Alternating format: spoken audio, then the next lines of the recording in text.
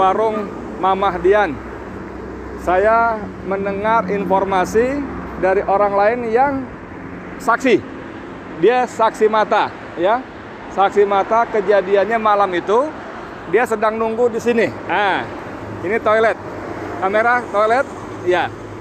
Toilet di sini. Dia di sini. Jadi menurut dia, orang tadi yang barusan ngobrol saya tadi, saya salat zuhur sebentar, ya. Sekarang jam 14 kurang 13.55. Tadi salat di musola situ. Lalu saya ngobrol, ada yang menjelaskan dia saksi mata. Saksi mata, jadi ada mobil satu dipepet di palang, maksud dia di palang. Dan di situ polisi banyak banget. Bahkan kata dia sejak sore jam 6 itu sudah banyak polisi. Saya tanya berapa mobil? Mobilnya 10 mobil lebih, dan 3 diantaranya mobil resmi patroli.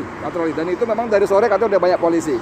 Nah, ini kejadiannya kalau kata dia, kita dia tunjuk jarak, saya perkirakan dari posisi dia duduk dengan kejadian sekitar 8 meter.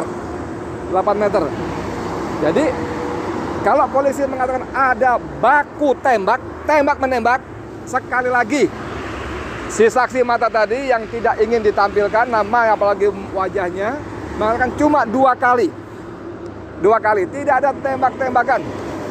Dan dia mengatakan bahwa yang menembak adalah polisi. Orang yang di dalam mobil sama sekali tidak membawa senjata karena tidak melakukan tembakan balasan. Jadi langsung dipalang gitu, dari depan nembak pakai laras panjang. Saya tanya, kamu lihatnya pakai pistol apa laras panjang? Laras panjang. Benar, laras panjang. Jadi saudara, begitu ceritanya. Dan dia lihat 2 orang langsung tewas di tempat. Menurut penglihatan dia yang jaraknya sekitar kurang lebih 8 meter. Tadi saya tanya, posisimu di mana? Di situ. Dari duduk kamu dengan peristiwa yang terjadi berapa meter? 10 meter, mobil itu parkir? Oh enggak, sini lagi.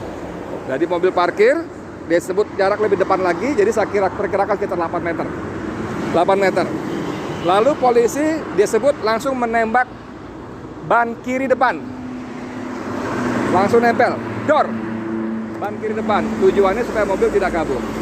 Nah saudara, kalau polisi menarasikan satu terjadi baku tembak, sekali lagi dari 2 dan narasumber lain yang saya hubungi tadi beberapa kali wawancara, tidak ada baku tembak. Seperti penjelasan dari Munarman, Sekretaris Umum FPI, tidak ada baku tembak. Tidak ada. 2 sumber pertama di depan tadi saya tanyakan juga cuma meninggal 2 kali tembakan. Sumber yang dekat lokasi sini, kamera, ya, dia ada di sini, kejadiannya sekitar di sini, juga cuma 2 kali tembakan. Tidak ada baku tembak. Yang kedua, dia memastikan tidak ada baku tembak karena yang di dalam mobil tidak membalas tembakan. Jadi tidak membawa senjata api. Tentang samurai segala macam, dia tidak berani memastikan bagaimana sesungguhnya ada atau tidak. Karena dia juga tidak boleh mendekat. Tapi dia menambahkan seperti keterangan sebelumnya, bahwa orang-orang sekitar sini yang datang mendekat memang diusir. Tidak boleh, menjauh. Ada teroris katanya. Bagaimana kondisi berikutnya?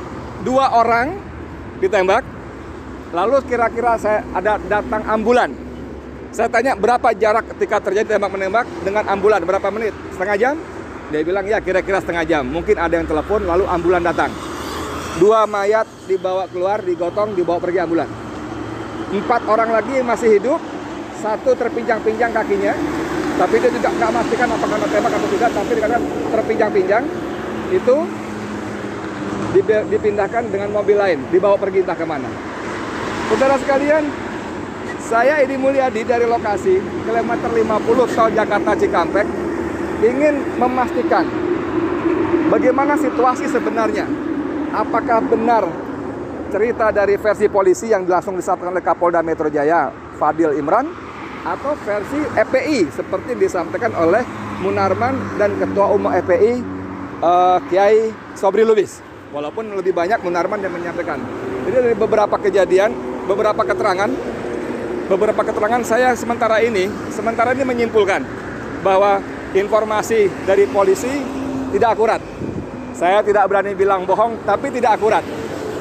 Karena saya bicara dengan beberapa saksi mengatakan memang tidak ada baku tembak, tidak ada tembak menembak.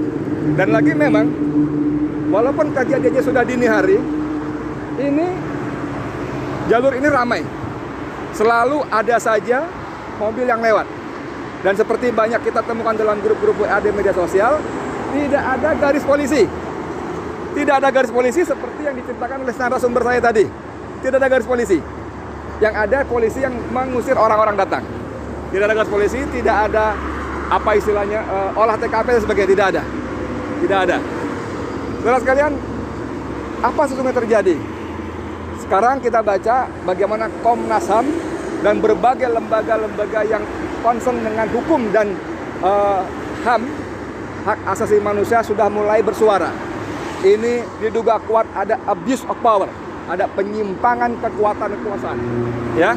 Jadi ada abuse power dan sudah banyak suara-suara yang menuntut dibentuknya tim pencari fakta, tim mencari fakta yang independen, yang bebas dari intervensi kekuasaan.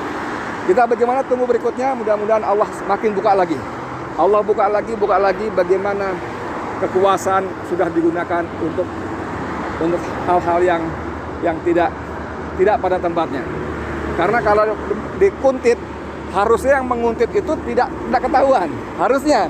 Tapi ini kalau mereka menguntit, malah yang ada terjadi pembantaian, pembunuhan. Jadi tidak menguntit lagi. Lagi kalau orang Balang mengatakan, para ahli hukum, atas dasar apa Habib dikuntit? Kejahatan apa? Ini kan cuma dituduh melakukan pelanggaran protokol dan sudah membayar denda, ya kan?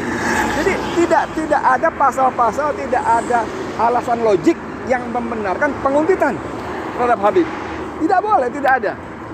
Dan diperlakukan seperti itu. Kalau dikatakan bahwa karena diduga akan mengerahkan massa pada pemeriksaan tanggal Senin, tanggal 7. Ya, orang Habib sedang keluar Jakarta. Ini posisi kilometer 50 dari Jakarta menuju Cikampek. Ya, dari Jakarta menuju, itu artinya keluar Jakarta. Dan seperti penjelasan dari EPI, bahkan boleh ketahui itu pengajian keluarga inti di Kerawang. Ya, kita tunggu, semoga Allah bukakan lagi pintu-pintu kebohongan yang dibangun dari satu kebohongan yang lain. Sekian dari saya, Edi Mulyadi, untuk Forum News Network. Assalamualaikum warahmatullahi wabarakatuh.